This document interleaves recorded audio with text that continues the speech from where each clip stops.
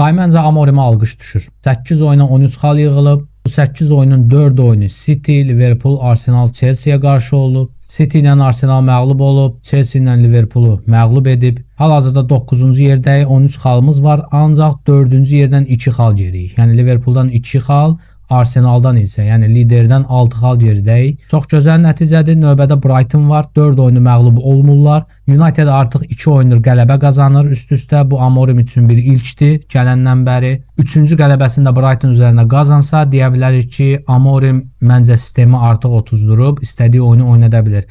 Əslində Redcliffe də burada rol oynayır. Çünki Redcliffe məşqçiyə dəstəyini bildirmişdi. Demişdi ki, Amorimə vaxt vermişik, 3 ildə verəcəyik, burada durmalıdır, burada dayanmalıdır, inkişaf etdirməlidir. Fergusona da vaxtı ilə vaxt verilmişdi. Məncə ondan sonra qara-qura işlərlə məşğul olan oyuncular da artıq başa düşdür ki, Amorim gedəsi deyil, oynamaq lazımdır. Brightondan oyun önəmlidir. Əgər Brightondan oyunda da qələbə gələrsə, 3 oyun qələbə sayılmış olur və məncə ən azından Amorim və komanda özünə inamı qazanmış olur. Yoxsa Liverpoolu məğlub edib gedib Brighton'a uduzmaqdansa Liverpoolu məğlub etməmək ondan yaxşı idi. Görək necə olur.